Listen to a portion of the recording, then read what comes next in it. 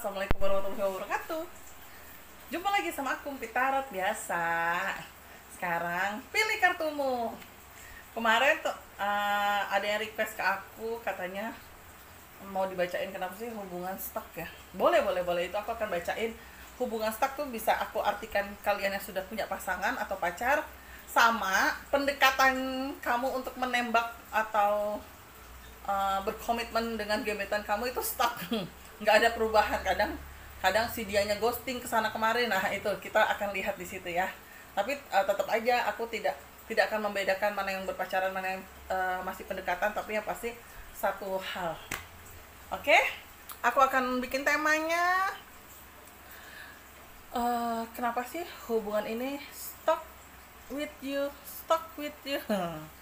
Stuck seperti tidak ada perkembangan, atau kalau bahasa olahraganya tuh jalan di tempat. Oke, seperti biasa teman-teman, sebelum aku mulai kocok kartu aku dan tebar, teman-teman jangan lupa like, comment, subscribe, nyalain loncengnya, teng, dan aku akan mulai kocok kartu aku. Oke, ini dia aku kocok. Untuk berapa kali kayaknya aku ini aja deh, standar ya, maksudnya sesuai dengan feeling so good aja. Tetap ya, aku masih pakai kartu legend ini, tungguin nanti kartunya juga akan launching kok. Maksudnya aku akan pakai kartu yang baru, cuma ya teman-teman sabar ya, aku masih ibarat kata menguatkan hati untuk mengganti kartu, karena kan kadang kalau sesuatu hal yang kita sering pakai ya gitu, itu kadang ada chemistry-nya. Nah mungkin aku masih chemistry dengan kartu ini. Sebenarnya ini kartu nggak buluk ya, maksudnya bukan buluk, karena kartu ini sering aku pakai buat kerja, entah ketemu klien, entah aku konsultasi private secara online, secara telepon. Kadang kan tangan orang beda-beda ya gitu, termasuk tangan saya tangan kadang suka berkeringat. Nah jadi mungkin dari keringat itulah itu yang bikin lepek dari si kartu, bener gak? Nah itu sedikit intermezzo. Jadi sebenarnya ini kartu nggak buluk, bukan buluk karena memang saya koproh, bukan, tapi memang ada mungkin cara ngocoknya kan setiap orang beda ya gitu. Jadi ditambah tangan saya juga agak-agak sering berkeringat kayak gini kan. Nah itu dia, itu mungkin yang bikin jadi agak-agak pinggirannya lepek. Oke, udah intermezzo aku segitu tentang si tarot. Aku akan pilih kartu nomor 1 dengan pertanyaan, kenapa hubungan ini seperti jalan di tempat atau stuck saja. Oke? Aku tidak akan bayangkan siapa-siapa ya, tapi aku minta tolong sama teman-teman. Tolong teman-teman bayangkan dia. Bayangkan gebetan kamu, bayangkan pasangan kamu. Oke? Aku akan ambil 3 kartu aku. Ini nomor 1.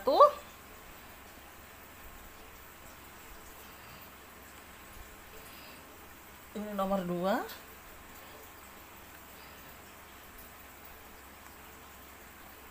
Ini nomor 3. Dan ini nomor 4. Nah silakan teman-teman, aku kasih waktu 15 detik dimulai dari sekarang.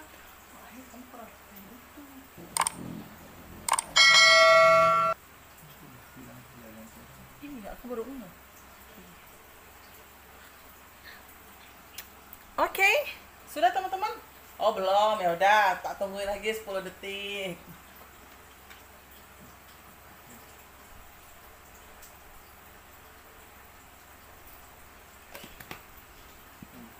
Sudah. Oke, aku akan mulai bacain ya. Bismillahirrahmanirrahim.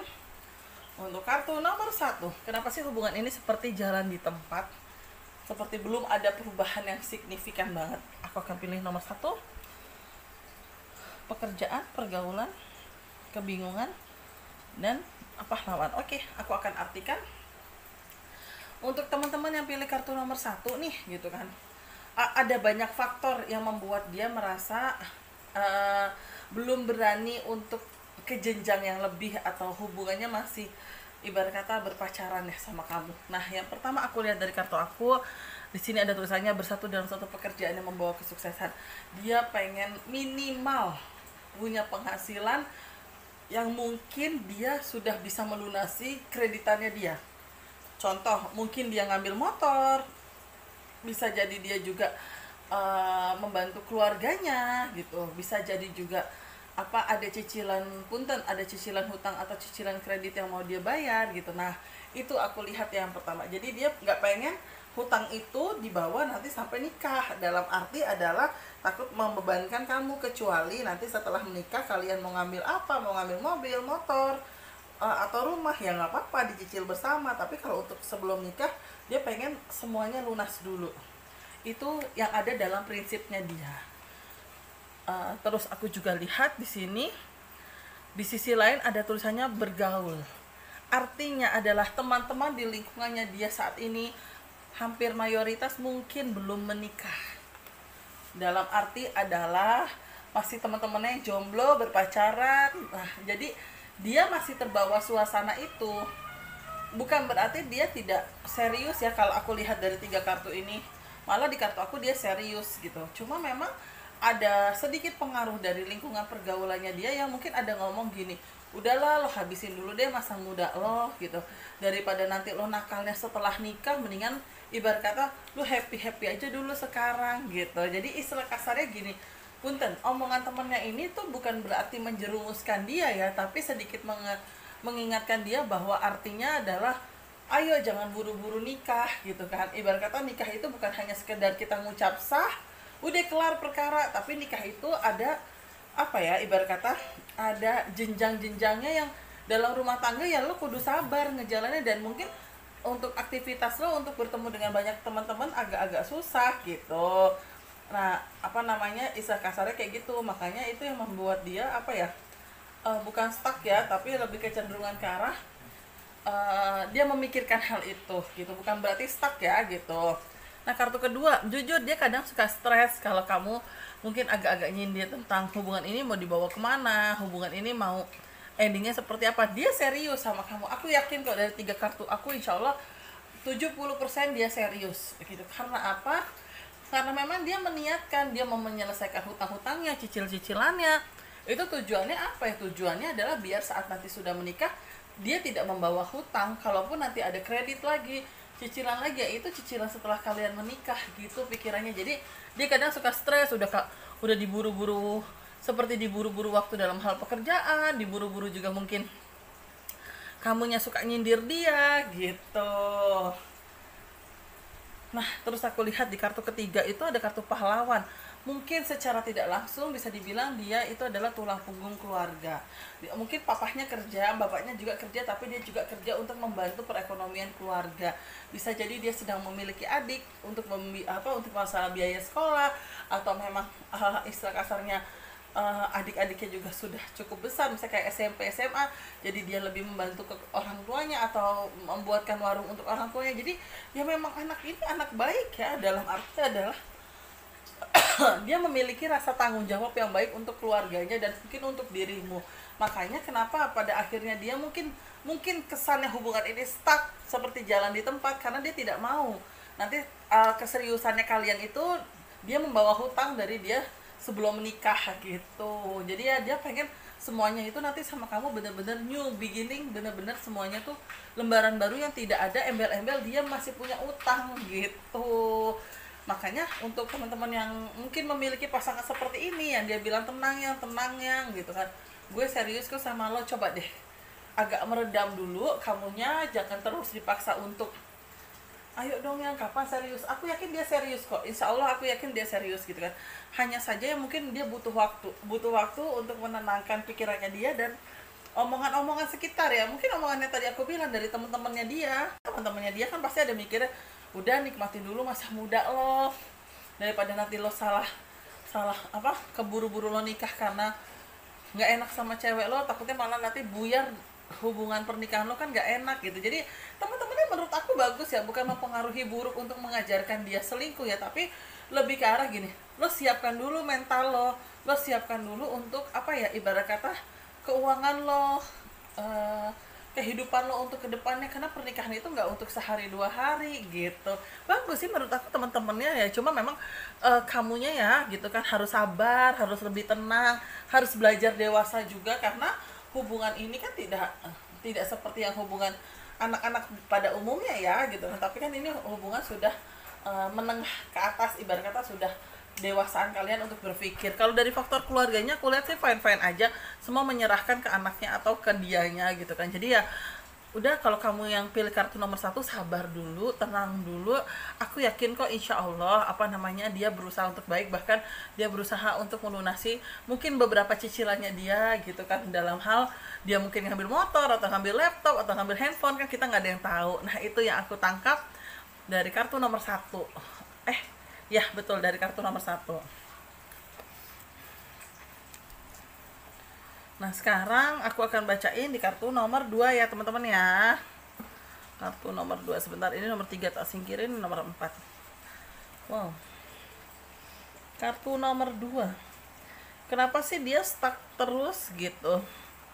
Kalau aku lihat dari kartu aku, kenapa dia masih stuck atau hubungan kalian seperti jalan di tempat, ada beberapa faktor dari kaliannya pribadi yang membuat dia jadi berpikir. Pertama adalah kadang masalah kecil jadi besar sehingga membuat dia kayak, ini sebenarnya hubungannya seperti apa sih dan mau dibawa kemana sih, kok sedikit-sedikit berantem cuma hanya masalah makan bakso misalnya gitu, maunya di bakso tempat A, yang ceweknya maunya di bakso tempat B gitu kan. Nah cuma permasalahan kecil kayak gitu aja jadi ribut, jadi marah-marahan, jadi minta turun lah di tengah jalan pas naik motor atau naik mobil gitu kan nggak lucu gitu kan. Maksudnya mungkin dia itu berpikir adalah, kok begini ya gitu kan, kok cuma masalah kecil aja tuh jadi besar gitu, cuma masalah perihal makan bakso doang gitu, istilah kasarnya seperti itu.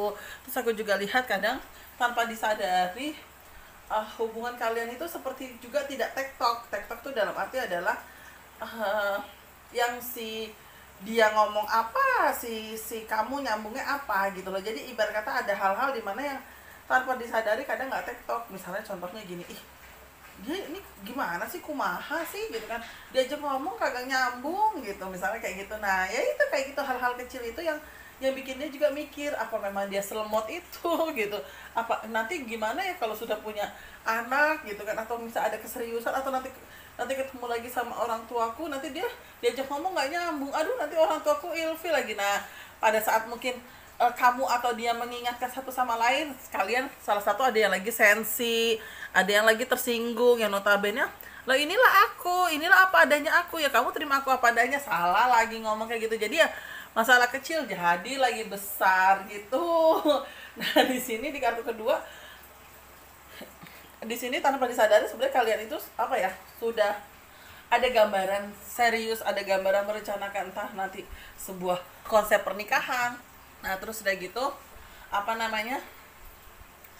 tentang nanti plannya berapa tahun lagi, sebenarnya itu kalian udah kadang nyambung juga gitu kan. Cuma ya memang hal-hal kecil inilah yang mungkin sedikit besarnya harus dikurangi atau diintrospeksi diri, dalam arti adalah ya teman-teman juga harus bisa belajar mengontrol diri, mengontrol emosi gitu, karena kan tidak semua hal juga pasangan kita bisa mengikuti kita, dan tidak semua hal juga kita bisa mengikuti pasangan kita. Jadi ada hal-hal yang kitanya pribadi harus berani dan bisa untuk mengontrol diri. Itu yang aku lihat. Terus aku juga nangkep untuk sosoknya dia juga di sini sih, sebenarnya dia punya pola pikir yang baik ya, cuma pola pikirnya dia atau prinsipnya dia belum nyambung dengan kamu gitu loh. Kadang kamu merasa kok aneh ya prinsip lo gitu kan, padahal dia biasa aja. Misalnya contohnya prinsipnya apa ya, nanti kita kalau udah nikah jangan nyusahin orang tua ya gitu, misalnya seperti itu kan. Kalau bisa nanti pada saat udah memiliki keturunan, kita jangan sampai anak kita sama orang tua, misalnya kayak gitu kan. Nanti kalau bisa kita pakai art aja, atau misalnya ya kamu yang ngurus lah gitu kan gitu. Nah tahu-tahu kamunya singgung lah orang tua aku kan mungkin ini cucu pertama, jadi kan pasti kan dia seneng-seneng aja, pasti kan dia nanti maunya cucunya nanti sama dia, nanti pasti dia mau kok yang ngurus.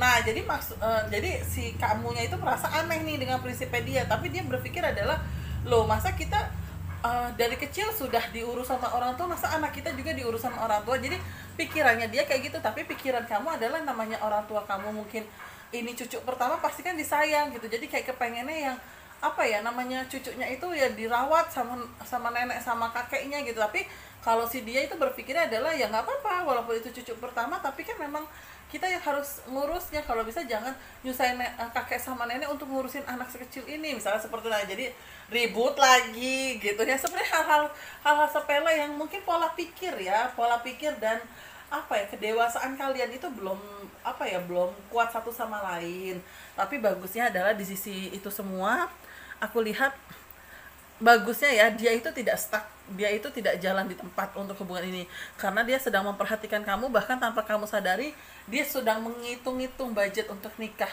Minimal adalah dia, kalaupun pernikahan ini tidak mewah karena kondisi pandemi misalnya gitu kan, tapi dia berpikir setidaknya pernikahan ini ada satu kenangan yang akan kalian kenang, bukan kenangnya karena pandeminya, tapi kenangnya misalnya dia pengen baju akad nikah kamu dan bajunya dia itu beli terus udah gitu didesain gitu. Nah tuh dia ada gambaran kayak gitu, bagusnya dia punya pikiran seperti itu. Jadi kalau aku lihat sih sebenarnya hubungan ini tidak stuck yang untuk pilih kartu nomor 2, tapi hubungan ini berjalan, hanya saja kondisinya dimana faktor kedewasaan kalian, masalah kecil jadi besar itu yang harus dikurangi. Harus belajar dewasa, harus belajar menghargai pemikiran pasangan dan juga menghormati keinginan pasanganmu. Jadi ya istilah kasarnya disinilah teman-teman yang pilih kartu nomor 2 harus berani introspeksi diri. Dia atau kamu, tidak ada yang benar dan tidak ada yang salah, tapi hanya kedewasaan kalian harus lebih ditingkatkan dan lebih positive thinking mungkin ya, kalau aku tangkap dari kartu aku. Jadi untuk teman-teman yang pilih nomor 2 jangan khawatir, insya Allah hubungan kalian bukan stuck, tapi memang masih mempelajari tentang sifat satu sama lain, ditambah juga insya Allah sosok dianya juga ada niatan untuk ke jenjang yang lebih baik. Amin. Itu yang aku lihat dari kartu aku nomor 2. Nah sekarang aku bacain di nomor 3. Nah ini dia nih, nomor 3 ini agak-agak gimana gitu ya. Kalau yang pertama aku lihat adalah, kalau aku tangkap dari kartu aku, saat kalian membahas tentang sebuah hubungan yang ke jenjang berikutnya, dia itu kadang suka males. Ada posisi serba salah dan ada posisi seperti tidak mau mendengarkan. Iya gue tahu, iya udah tenang aja sih gitu kan, gue juga serius gitu. Dan padahal dalam pikirannya si dia itu adalah dia seperti terjebak, karena dia nggak ada jawaban apa-apa kecuali hanya bisa bilang serius dan serius. Dan apakah dia serius, kalau dari kartu aku tidak berani menjamin, karena yang aku lihat dari kartu aku ada kartu ke tengahnya itu ada kartu orang bergelantung. Kalaupun kata-katanya dia serius, tapi hubungan kalian seperti ngegantung atau stuck atau jalan di tempat. Jadi seolah-olah kelihatan dia menunjukkan keseriusannya, tapi sebenarnya itu jalan di tempat. Contohnya serius kayak bilang gini, yang ini yuk kita lihat pameran pernikahan, ayo gitu kan. Pas sudah lihat pameran pernikahan, kayaknya si dia bilang gini, ini kayak konsep kayak gini bagus ya.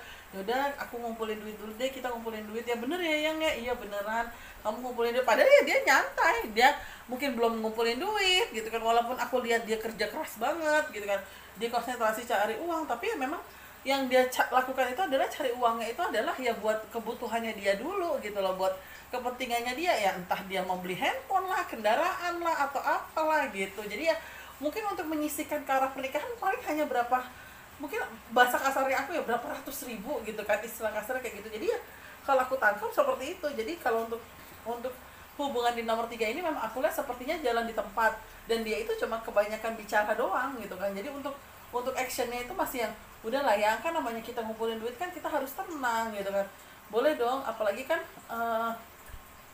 pandemi kayak gini, jadi kamu juga harus tenang. Yang penting kan kita udah lihat konsep pernikahan, dan kita kan sudah mulai nabung. Nah jadi pinter liciknya dia itu adalah meyakinkan dengan cara nabung, meyakinkan kamu dengan cara juga datengin ke tempat-tempat atau event organizer, event wedding yang lagi ada acara gitu kan. Jadi kayak seolah-olah menunjukkan berarti sekiranya kalau ngundang 200 undangan, berarti kan kurang lebih 400 nih yang datang, karena kan pasti bawa pasangan. Nah berarti ini ya budgetnya sekian. Nah misalnya seperti itu. Jadi ya dia kayak ngeyakinin kamu seperti itu. Nah padahal sebenarnya dia berpikir udahlah nyantai aja, nggak usah diburu-buruin, nggak usah dipikir-pikirin gitu. Jadi ya mungkin aku bukan bilang dia membohongi ya, tapi ya mungkin dia beneran serius, tapi dia tidak mau dikejar-kejar waktu. Jadi seriusnya dia ya, kalau kamu mau ikut dengan aturannya gue gitu kan, misalnya dia bilang kalau lo mau ikut aturannya gue ya waktunya terserah gue dong gitu. Nah kadang kan kasihan dari kamu nih, mungkin kita sosok perempuan gitu kan misalnya, jadi takutnya malah nanti kamu ngerasa ya ampun nanti toto kalau dia selingkuh gimana, gue udah nunggu gitu. Apalagi ya kalau aku lihat dari kartu aku ini hubungan seperti orang bergelantung, orang digantung ya, berarti kan takutnya belum ada kepastian untuk nikahnya kapan ya. Sekalipun aku lihat dari kartu aku dia kayak ngumpulin duit banyak gitu kan, tapi aku lihat dari kartu aku juga istilah kasarnya dia juga ya kumpulin duit untuk kepentingan dia sendiri gitu. Nah untuk teman-teman nih yang dihadapkan di situasi kondisi nomor 3, kalau aku boleh saran ya, kalian harus punya target. Bukan berarti aku mengajarkan kalian untuk berpisah, tidak, tapi target biar biar si pasangan kamu juga bisa menghargai kamu. Jadi seandainya nih hubungan kalian seperti ini gitu kan, kamu harus punya target. Oke, sampai akhir lebaran tahun depan, misal hubungan kalian udah 4 tahun nih, 5 tahun ya, sampai akhir lebaran sampai lebaran tahun depan tahun 2021 dia tidak ada perubahan, dia tidak ada menunjukkan minimal uh, menyatakan keseriusan atau lamaran ke aku ataupun orang tuaku, dan aku akan berani bertanya hubungan ini mau dibawa kemana. Jadi ya istilah kasarnya kamu seperti harus punya batas waktu untuk menjalani sama dia, untuk menunggu dia sampai kapan. Kecuali hubungan yang sudah kalian jalani kalian masih kuliah, dalam arti gini, kalian udah berpacaran dari SMA terus kalian masih kuliah, nah wajar kalau misalnya belum ada gambaran untuk ke arah keseriusan gitu kan. Keseriusan tuh dalam arti adalah belum ada gambaran ke arah pernikahan. Tapi kalau misalnya kalian sudah lulus, mungkin sudah punya rezeki masing-masing alias bekerja, nah pasti kan akan ditanya, pasti kan akan tanda tanya, kok hubungan ini belum bergerak sama sekali ya, kok hubungan ini seperti jalan di tempatnya. Nah itu, jadi teman-teman yang pilih kartu nomor 3 harus punya batas waktu atau target waktu untuk kamu bicara dengan dia. Mau nanti dia suka atau tidak, mau nanti endingnya lanjut atau tidak, teman-teman harus persiapkan diri dan harus persiapkan mental. Minimal semua itu sudah teman-teman niatkan untuk bicara. Jadi jangan karena karena Mbak Empit nih gue jadi ngomong, jangan. Tapi teman-teman niatkan pribadi teman-teman, saya harus bicara sama pacar gue, kalau memang dianya tidak ada perubahan, mungkin aku akan pelan-pelan mengambil langkahnya apa. Oke, dia masih nyantai gitu kan, kamu juga pada akhirnya nyantai, yang sampai pada akhirnya jangan sampai kamu membuka hati buat orang lain. Nah itu dia nomor 3. Jadi kalau untuk teman-teman yang pilih kartu nomor 3, kenapa dia masih stuck, inilah alasannya, dia belum siap, ditambah juga dia seperti masih pengen ngumpulin banyak duit untuk kepentingan dia pribadi. Itu yang aku tangkap dari kartu aku nomor 3. Nah yang untuk nomor 4 nih, yang terakhir gitu kan, apakah akan stuck?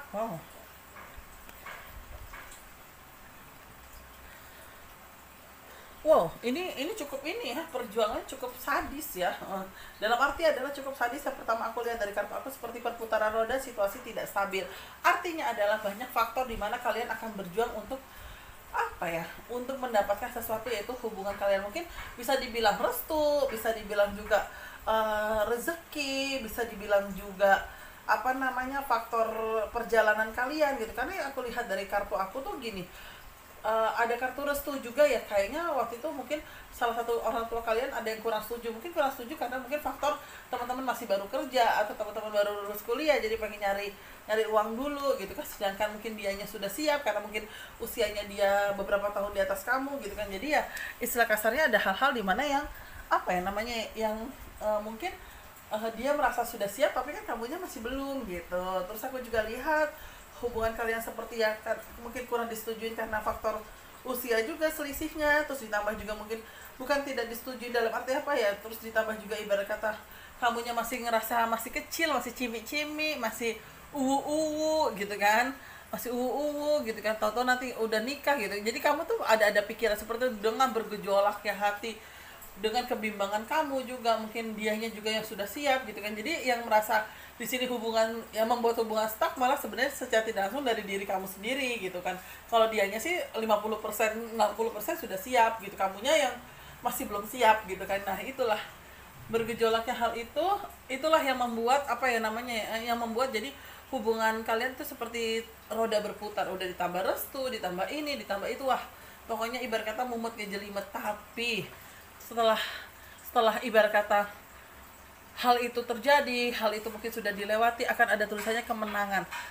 merasakan kemenangan setelah bergelut dengan pencarian solusi yang dibutuhkan. Alhamdulillah yang pada akhirnya deal untuk melamar, deal untuk hubungan kedepannya yang akhirnya juga ada indikasi ke arah pernikahan. Karena di kartu aku ada kartu kepuasan. Kepuasan tuh bukan berarti ngerasa yang asik gue udah dapetin dia, puas di orang tuanya nyaho enggak kayak gitu, tapi puas dengan segala bentuk restu, puas dengan segala bentuk perizinan misalnya seperti itu ya. Ibarat kata kayak teman-teman mau izin yang punya usaha pasti ngerti deh, mau izin BPOM atau halal gitu kan, pasti kan izin sana izin sini, izin perdagangan, izin MUI izin, nah sama aja seperti ini. Jadi muter sana muter sini, istilah kasarnya seperti itu ya. Dibalik segala perjuangan yang sudah kalian lakukan, tapi ternyata ada titik di mana pada akhirnya hubungan ini tidak stuck, hubungan ini akan berlanjut, bahkan hubungan ini bisa ke arah pernikahan atau keseriusan. Karena dari kartu aku menunjukkan ada kartu kepuasan, kartu kebahagiaan, dan kartu kemenangan. Balik lagi sekali lagi, kemenangan itu bukan diartikan untuk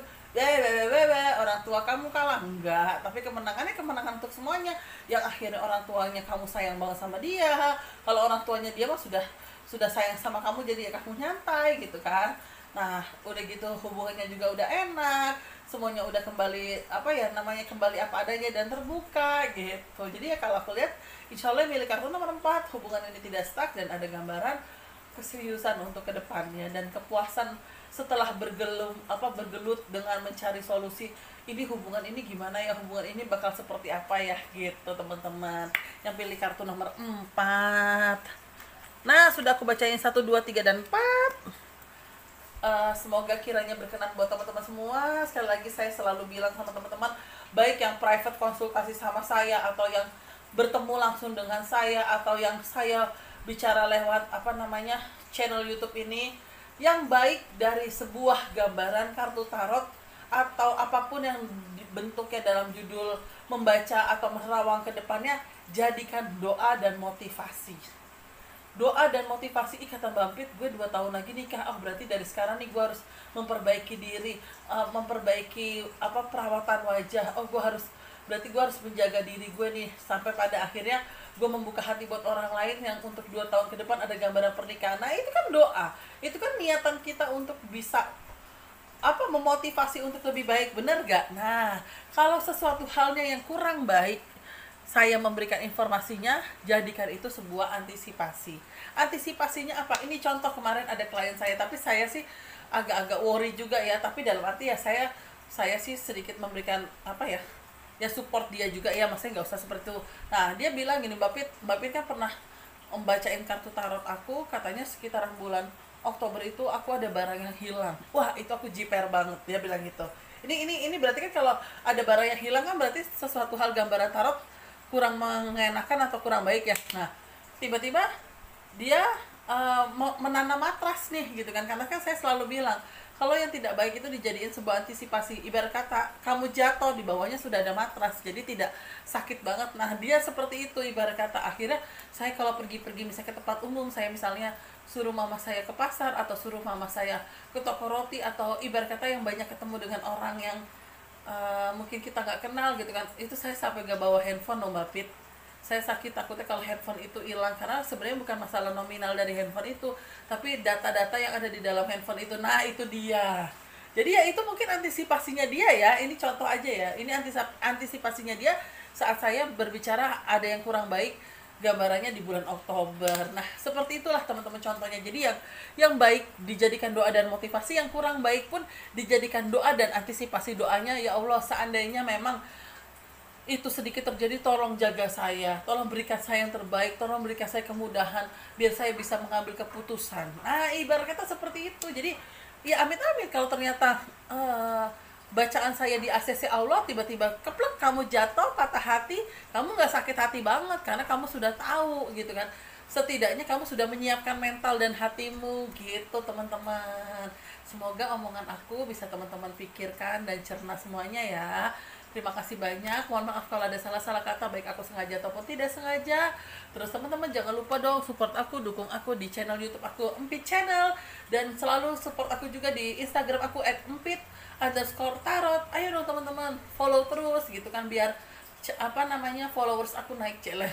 Nah teman-teman juga jangan lupa like, comment, subscribe, terus selalu jaga protokol kesehatan. Semoga insya Allah kita semua selalu dalam rahmat dan perlindungan Allah Subhanahu wa taala. Terima kasih banyak teman-teman. Wassalamualaikum warahmatullahi wabarakatuh.